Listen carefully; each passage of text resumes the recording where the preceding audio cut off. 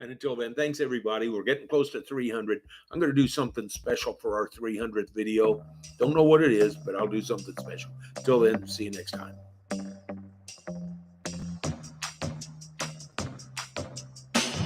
If you take that 8-hour class and you tell me too much of it was overlap, and yes, there will be some overlap, but if you say, I don't think it was worth it, you email Bob. I'll make sure you get your money back. How's that? That's how strongly I feel about it. For this week, that's Taxspeaker's questions and answers. Hope that takes care of you. Talk to you again next week. Thanks, everybody. See you down the road.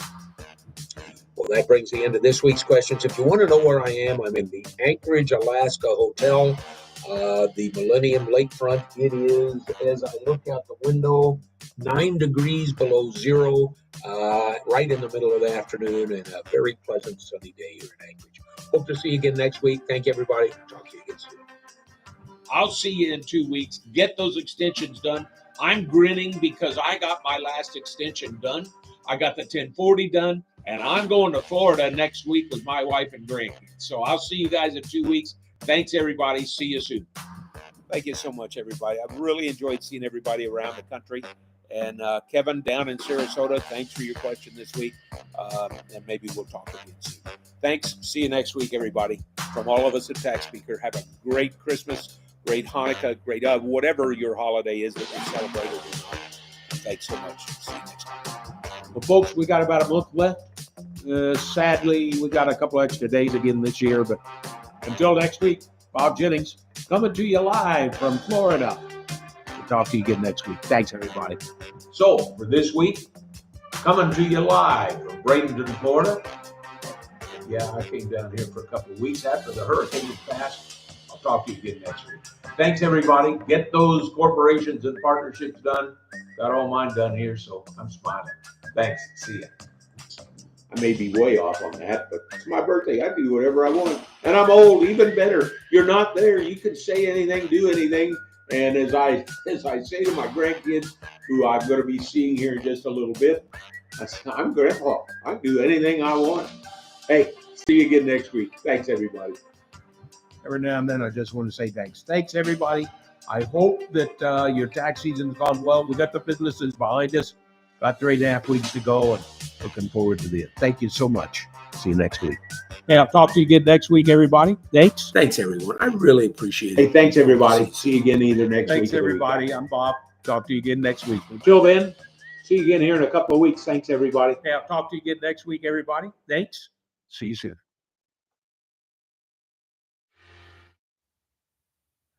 And here we are today on our 300th Q&A. Thank you, everyone, from all of us at Taxspeaker. I know it's tax season. I'm going to try to be quick today. Here's what we're going to do. We have a lot of giveaways. Of course, I'm going to do all of those. I have all this week's Q&A. Now, we are providing those to you in written format this week. I'll do a couple of them live. And then, as mentioned, I will take some live questions. So before I do some giveaways, go ahead and hit me those live questions you've got right now, please. Ryan Jennings, our IT director, is doing the behind the camera stuff today. Go ahead, Ryan.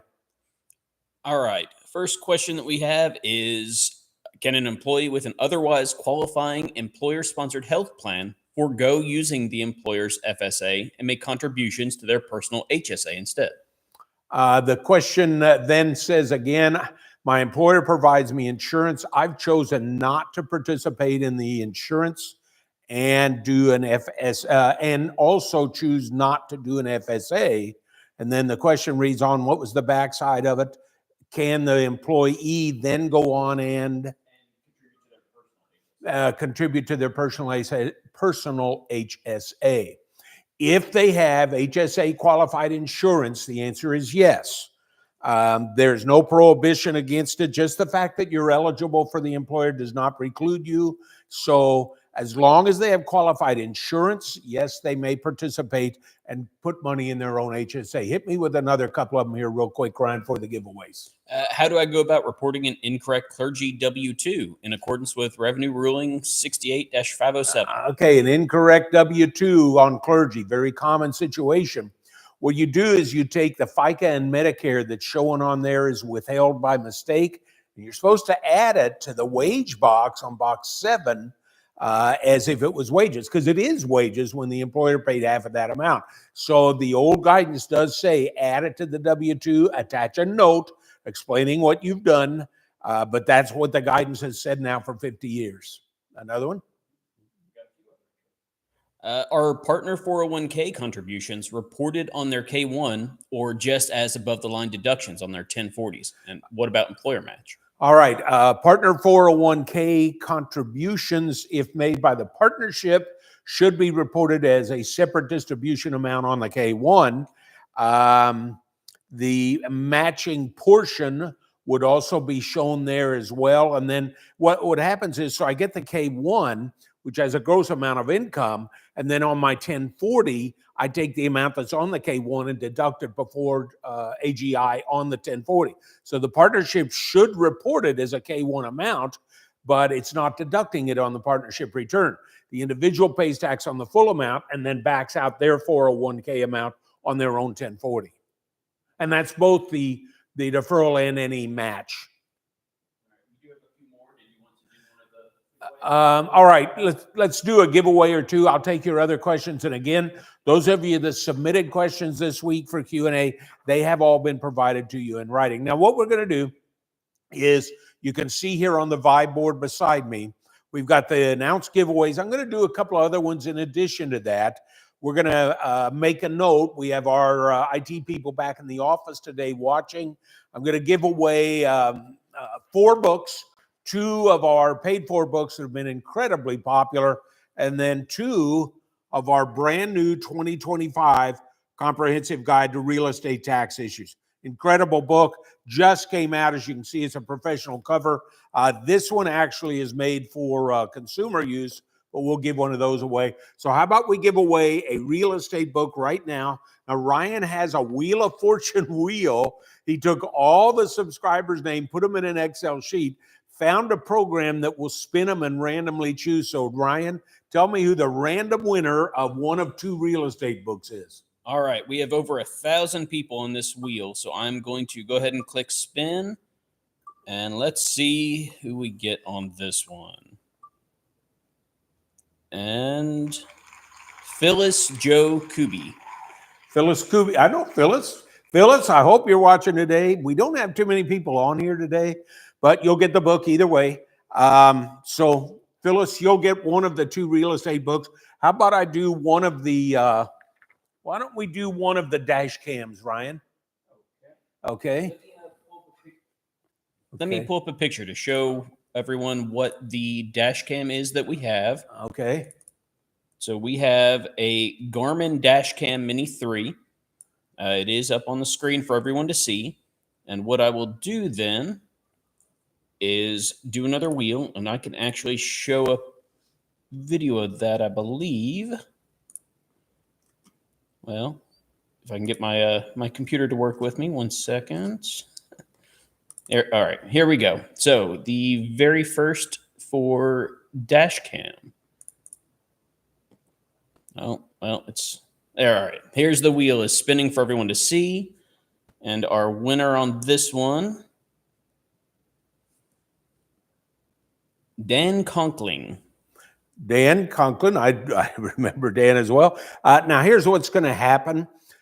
When you win something, the office is going to send you an email to confirm that we have your correct address, and then we will drop ship. Pretty much everything will be drop shipped to you other than the 2 books and the grand prize. All right, so you win a Garmin Minicam. Dan, we will drop ship that to you, but you are going to get an email confirming from us. Why don't we do one more of the dash cams, Ryan?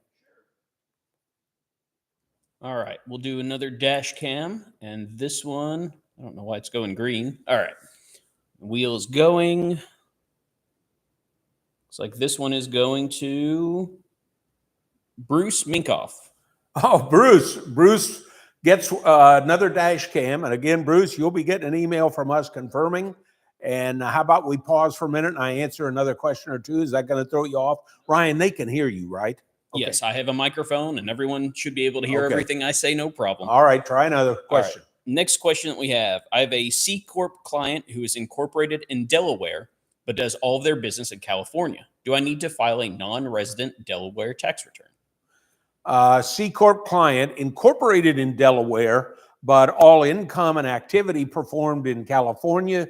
Do I need to file a non-resident Delaware return? No, I don't know Delaware's rules, but the general rules everywhere else are no, because there's no real activity there. So I'm going to say no. I don't know Delaware rules. Feel free to correct me, but I'm going to say no. Just because you're incorporated there, if you have no activity or presence in that state, you wouldn't necessarily have to file a return. Go ahead, hit me with another question, Ryan. All right. I have a retired lawyer. He does no work for the firm anymore. He receives residual income, about 20% of his book of business, on a 1099 NEC. Is this subject to SE tax on Schedule C? All right. So with the retired lawyer getting a 20% payout on his book of business, he gets a 1099 NEC. Is this subject to self-employment tax?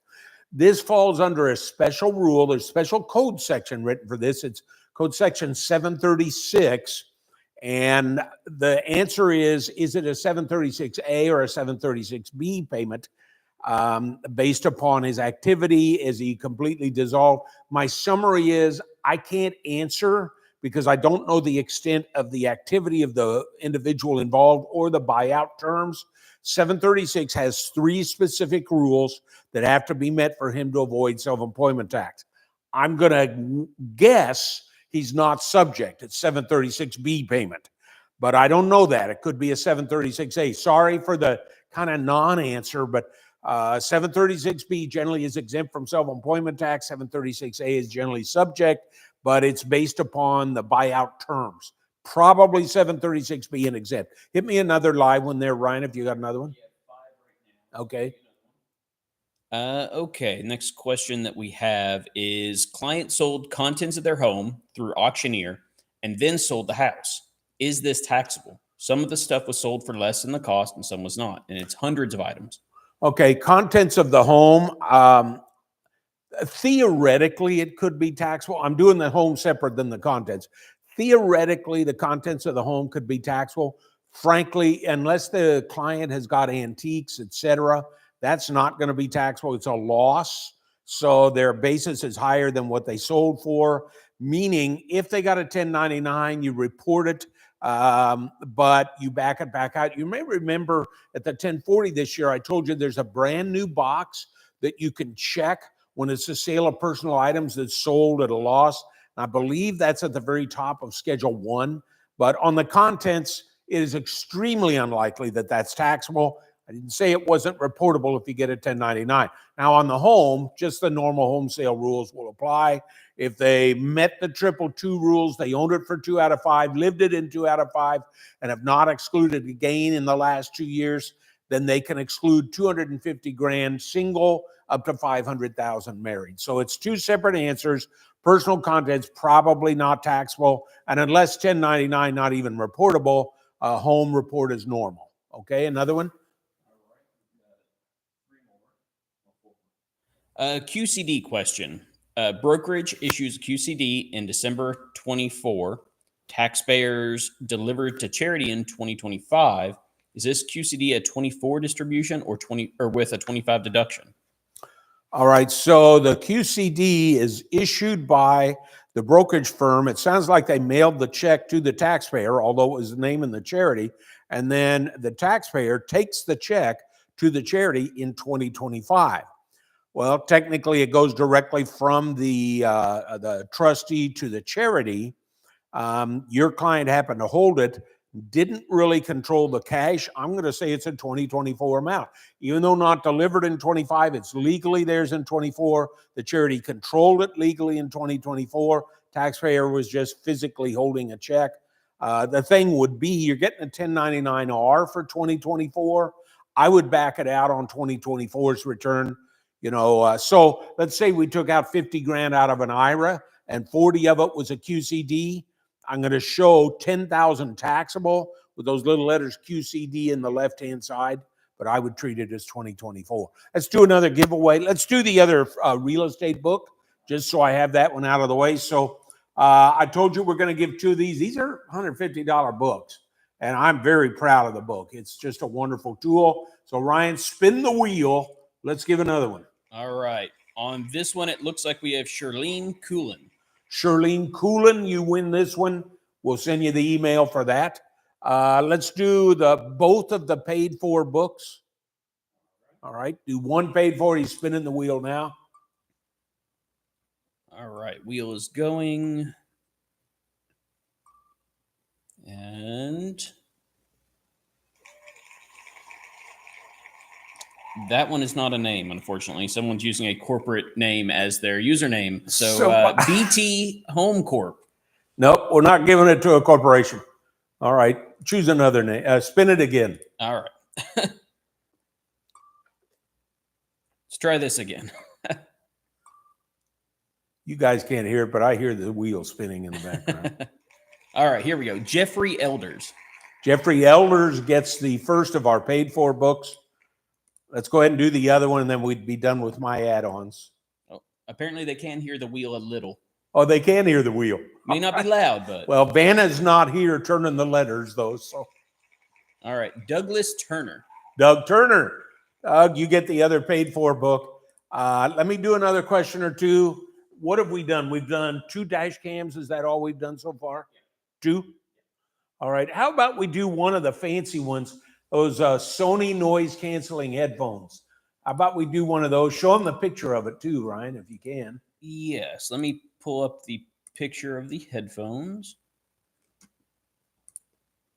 And so it's the Sony XM4 1000 headphones. They're very nice. I have a previous model myself that I use quite often. They do a great job overall. So let's go ahead and spin the wheel on one of those. And that is going now. It looks like James Daly, J.R. Daly. Oh, J.R. Up there in Sterling, Alaska, J.R. You win the noise canceling headphones, so when you go outside, you don't hear the loons calling. All right. Now, let's do another question. So that leaves 2 headphones, 4 dash cams, and then the grand prize. Is that correct? Yes, we still have a few more dash cams, 2 more noise canceling headphones, and the grand prize, which we haven't shown a picture of that. So give me a question or two. Maybe I can answer them. All right. We have had someone ask about how to get on the wheel. The wheel is consisted of all over 1,000 Q&A subscribers as of about 10 o'clock last night. So as long as you were subscribed before 10 o'clock last night to Q&A, then you were automatically entered into the wheel. That's when I pulled the Excel list of all the names of members. So there are a lot of people on that wheel, which is why it looks so hard to see. And there's over 1,000 subscribers on there. So all right. A question from Edwin. He was asking if you could confirm that BOI reporting is officially dead. Can I confirm BOI reporting is officially dead? Yes, the hearse is sitting outside. BOI reporting is dead, gone, kaput, not to come back. Maybe a new administration in 4 years, but it'll be forgotten by then. I hereby confirm BOI is dead. Now, I'm going to throw something in Ryan doesn't know about, nobody knows about, you're going to hear about it here. Edwin Del Carpio, a friend of ours, longtime attendee from out near Seattle, is a crypto guy, all right, cryptocurrency. Edwin, are you familiar with GeoDnet? All right, Ryan has we put it up yesterday, day before yesterday. We are earning about $5 a day, $6 a day right now, with something called the GeoDnet, GeoDnet. Took him about an hour to put it up. And okay, so is that going to be taxable to Ryan? Well, yeah. Is he going to report it? Yeah. All right. Now, let's do another question. Okay. All right. Next question that we have. I picked up a partnership that the only activity is the installment sale of the real estate. Can this be moved to the individual partner's 1040 and close the partnership? All right. So the only activity in a partnership is an installment payment. Can it be moved over directly to the 1040? And the answer is yeah.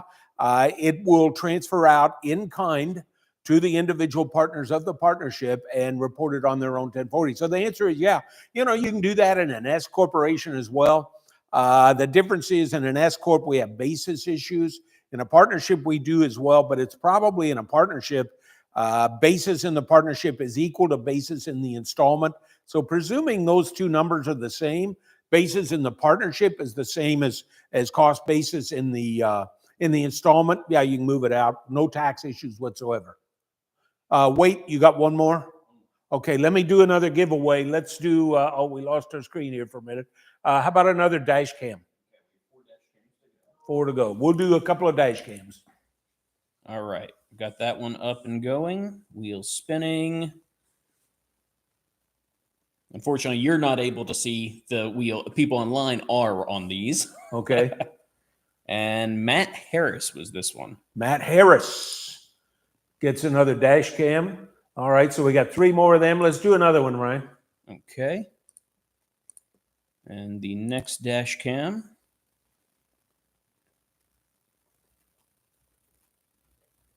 Wheels going. Who do we have this one? Frank Stitley? Frank Stitley.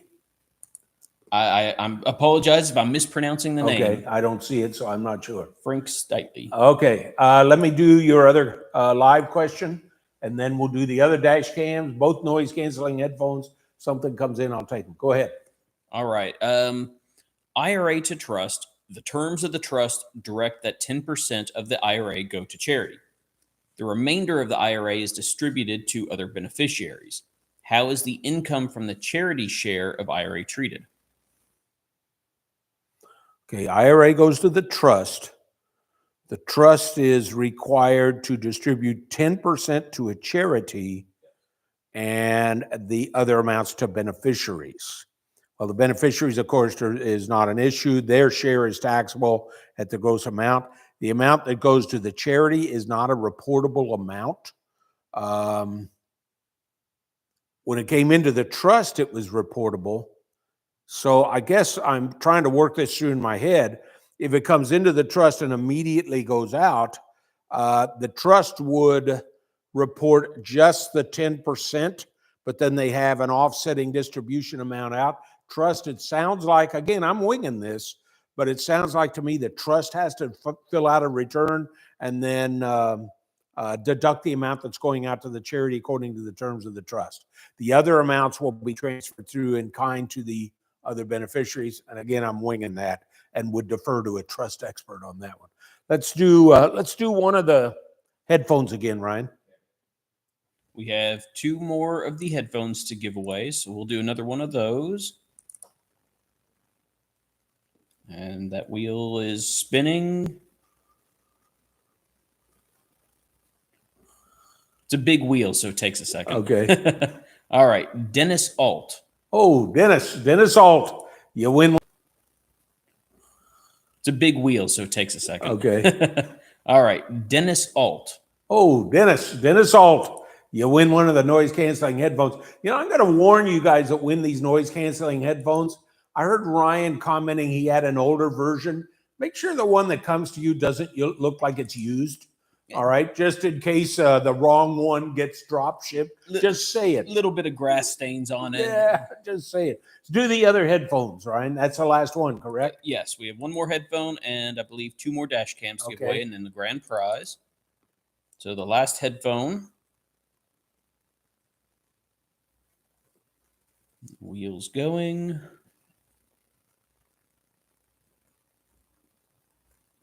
Samuel Luxembourg. All right, Samuel, you get the other set of headphones. Now, what I'm going to do, so we have, that takes care of the headphones. Yes. We got 3 more dash cams or 2 more? 2 more dash cams. And then the grand prize. I'm going to do 1 or 2 of these questions that got sent in this week. One of them's pretty good. I've never had it before. It says, Bob, do you know the criteria that makes a service animal eligible for tax deduction as a medical expense? And actually, I do. IRS Pub 502 says that the service animal has to have specific provable training for the diagnosed medical condition. So these people with a supposed emotional support animal, not unless that animal has a medically diagnosed condition with specific training for that, and that would make the animal deductible, the cost of the animal and the food and continuing training and housing, etc. Let's see, there's another one. If you add a spouse to a S corporation election to comply with marital property rules, such as in Wisconsin, does the spouse receive a K-1? The answer to that one actually is very simple. The answer is no, not unless the spouse is a legal stockholder as well. Community property is a state rule which does not equate to stock ownership at the S corporation rule. So no, the community spouse's name on the document does not make them receive a K-1 unless they specifically own stock. Let's do another dash cam. Okay. All right. And another dash cam. We have 2 of those to go. So here we go. Oh, I think I messed up this clip. I was trying to record the wheel so I could show everyone, and it was not wanting to work well. However, I do have that one, and even though the video is not showing for you all, the winner on that one is Kevin Hassel. Oh, Kevin from right down the street here. Yes, yes. Kevin, you guys win, or you win another dash cam. Stick it in that front of the SUV as you drive by and honk. All right. Another question has just come in, so that leaves us a dash cam and the grand prize. Yes. Okay, go ahead and give me the next question. And I do want to remind everyone, even if you're not currently watching, we will email everyone on the winners to verify address, just to make sure everyone knows. And I do have another question or two written here, one in particular I want to address. So go ahead. Okay. This question was, I know your stance on Social Security was always going to be there. Do you have any concerns just currently? Do I have any current concerns on Social Security? Well, I don't want to step into politics. Please don't let it go there. I will say again, President Trump has made it very clear he will not reduce Social Security benefits. Now, what you read in the press, that's all over the board. The other thing that I have an issue on, as most of you know, I despise politics, both parties. But one of the things that really has me lit up right now is all the stuff that's going on Facebook with the list. Some guy sent out a list of things that Social Security does now, he says, that they didn't used to do. And I went through the list. I don't ever get on Facebook. I was so angry. Everything in there is wrong. For example, he says, well, illegal immigrants under President Obama started getting Social Security. No, they did not. They do not. How are they going to get it? They don't have a Social Security number. All right. There's another. Well, you know, President Carter's the one that made Social Security taxable. No, President Reagan made it taxable in 1983. Do I have concerns on Social Security? No, but I do have concerns about making the Social Security taxable, no longer taxable. Why? The tax that's paid on taxable Social Security benefits does help the Medicare funding issues. So Social Security itself, I'm not too worried about. The bigger picture of taxability, yeah, I got some concerns, but I think my biggest concern is frankly the bad information from both sides being posted all over, and everybody gets angry over it. Now, I want to give you this one question that came in this week. One of the most timely questions I've ever had. Literally everybody in the country is having this. Let me read it to you. It's number 8. It says, I'm not a cryptocurrency guru, but here is how my client explained to me what happened. The client bought crypto and held the assets, about 330 grand, in a Coinbase wallet. Developed a relationship with another investment pro, a scammer, that convinced him to transfer the investments held in their Coinbase account to the platform that the scammer had. He made the transfer and lost all the money. What tax options does this guy have? Can this be taken as a capital loss? I had a question similar to that several months ago, and I had a different answer then than I do now. Last week, the IRS came out with brand new guidance on this. I'm going to give you the site. It is in the written answers. Chief Counsel Advice Memorandum 2025 11015 says, if this was entered into with a profit motive, which it was, the loss is deductible. He entered it into a transaction with a profit motive because it was a capital asset. It would be a capital loss deduction. Now, that's different from just being scammed out of money in your account. But if you're scammed out because you thought you were making an investment to make more profit, that makes it a business deduction. It's going to be hard to prove it, but I would certainly make sure that I quantified that. All right, we have another question. A taxpayer had part of the land from their principal residence taken by eminent domain. Proceeds are not reinvested. Can the gain on the eminent domain be excludable?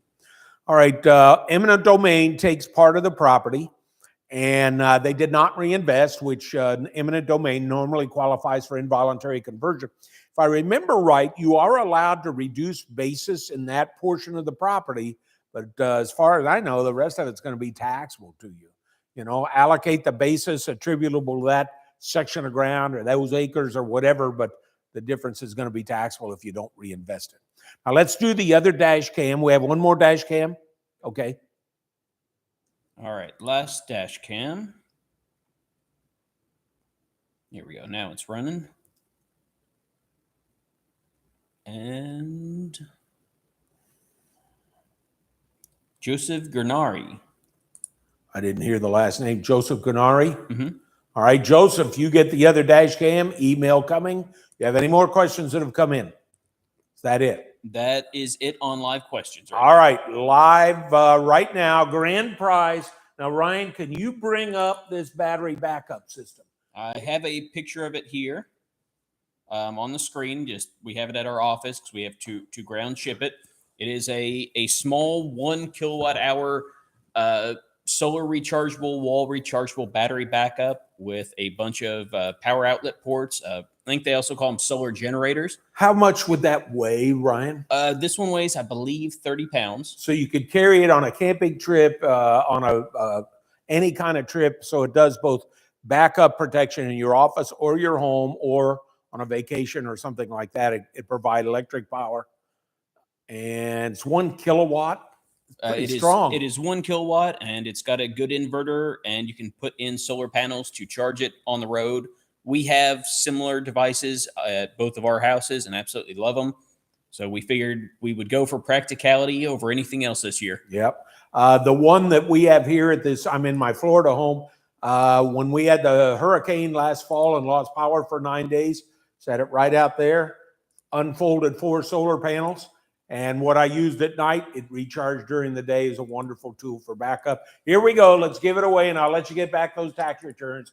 Do it now, Ryan. All right. I've got the wheel going, and this is for the grand prize. And